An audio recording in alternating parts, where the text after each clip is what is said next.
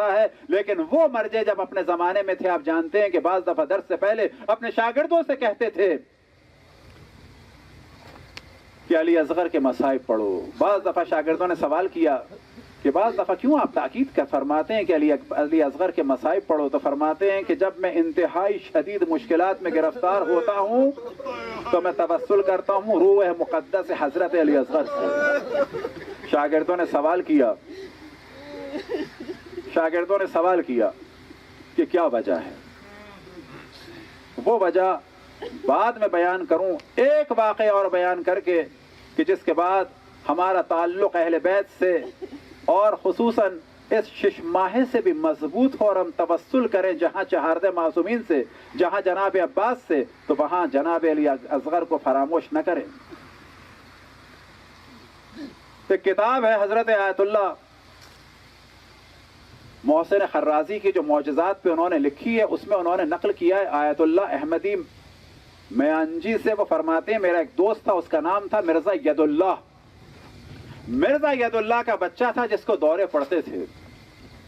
ایک دن اس بچے کے ماموں نے کہا، گر جاتا تھا، بے ہوش ہو جاتا تھا، جسم نجس ہو جاتا تھا، جسم سے نجاست خارج ہوتی تھی. ایک دن اس کے ماموں نے کہا کہ میرے دل میں آیا ہے کہ جناب علی اصغر کو عریضہ لکھوں، خط لکھوں، اپنے نام سے نہیں، اس بچے کے نام سے. بچہ 4 سال کا ہے، بچہ 4 سال کا ہے. یہ بات سب کو پسند آئی، مرزا ید اللہ کو بھی پسند آئی. خط لکھا گیا آپ جانتے ہیں کس عنوان سے؟ السلام علیکہ یا باب الحوائج. جناب علی اصغر باب الحوائج ہیں. یا علی اصغر، میں 4 سال کا بچہ ہوں، شدید بیمار ہوں، علاج کراتا ہوں، نتیجہ نہیں نکلتا ہے، ڈاکٹروں نے جواب دے دیا ہے. میں آپ کو واسطہ دیتا ہوں آپ کے والد کا، آپ کی والدہ کا اور بہن کا کہ مجھے شفاعت عطا فرمائے، مجھے شفاعت عطا فرمائے.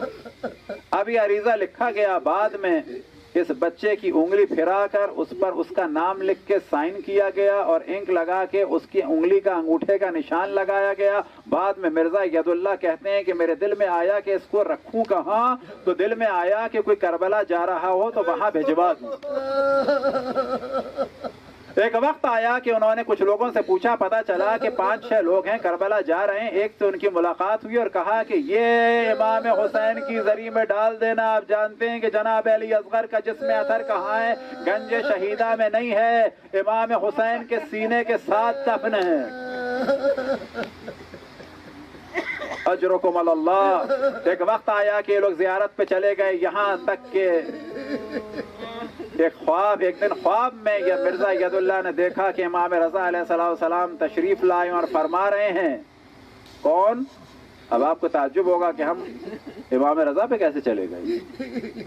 مرزا ید اللہ نے خواب میں دیکھا کہ امام رضا علیہ السلام تشریف لائے اور فرماتے ہیں کہ میں نے تمہارا خط اپنے چچا حضرت علی اصغر کو دے دیا ہے.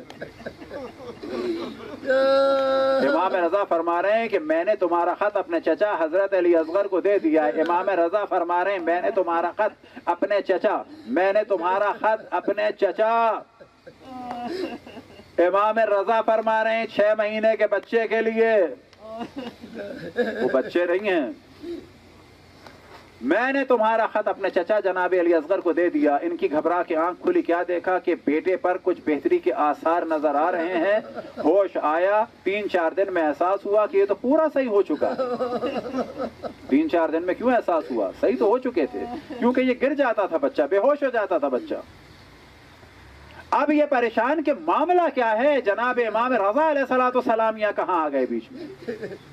خط تو میں نے بھجوایا تھا ذریعہ مقدس امام حسین میں. ایک وقت آیا کہ کافی عرصے کے بعد، سمجھے 1.5 مہینے کے بعد، وہی ظاہر ملا. اس نے کہا، انہوں نے کہا کہ بچے کو میرے شفا ہو گئی. تو وہ کہتا ہے کہ ہاں. اور اس کے بعد اس نے بتایا کہ معاملہ یہ ہوا کہ ہم نے جانے کا ارادہ کیا، 1-2 کر کے میرے دوستوں کو مشکلات ہوئیں اور وہ جانے کا ارادہ ان کا بدل گیا. میں تنہا رہ گیا. میں نے سوچا کہ کربلا نہیں جا سکتا تو مشہد چلا جاؤں. جب میں مشہد گیا تو میں نے سوچا اگر ذریعہ امام حسین میں ہی عریضہ نہ ڈالوں تو امام رضا ہی میں ڈال دوں. یہاں انہوں نے عریضہ ڈالا امام کی بارگاہ اقدس میں. وہاں انہوں نے خواب میں دیکھا امام نے فرمایا کہ میں نے تمہارا خط اپنے چچا جناب علی اصغر کو دے دیا ہے. اہل بیت کے گھر کے بچے بھی باب الحوائج ہیں. شرط یہ ہے کہ فقط دل صاف ہو, ان سے رابطہ ہو اور اللہ پہ توکل ہو اور ان کی مصلحت پہ یقین ہو کہ اگر توسل کا نتیجہ نکلا تو مصلحت ہے, نہ نکلا تو بھی مصلحت ہے. اجرکم علی اللہ. اب شاگردوں نے جب سوال کیا مرزا قمی سے کہ آپ کی یہ بات تو سمجھ میں آ گئی کہ آپ مصائب پڑھواتے ہیں جناب علی اصغر کے, پھر آپ نے فرمایا کہ اس وجہ سے پڑھواتے ہیں کہ جب بہت زیادہ مصائب میں گھر جاتا ہوں تو جناب علی اصغر سے توسل کرتا ہوں. اب میں سوال ہم آپ سے یہ کرتے ہیں کہ کربلا کے اتنے شہداء ہیں, آپ جناب علی اصغر ہی سے توسل کیوں فرماتے ہیں؟ تو جناب مرزا قمی نے فرمایا یاد رکھو شہداء کربلا میں جناب علی اصغر میں ایک ایسی صفت ہے جو کسی میں نہیں. جب کسی میں نہیں تو مراد یہ ہے کہ نہ امام حسین میں نہ حضرت عباس میں. اب شاگردوں نے گھبرا کے سوال کیا کہ کون سی صفت ہے کہ جو امام حسین میں بھی نہیں؟ وہ فرماتے ہیں دیکھو کربلا کے ہر شہید نے اپنا کچھ نہ کچھ دفاع تو کیا, اپنا کچھ نہ کچھ دفاع تو کیا. یہ علی اصغر ہے کہ جو اپنا دفاع بھی نہ کر سکا, حرکت کی بھی طاقت نہیں تھی, بس مصائب ختم ہو گئے.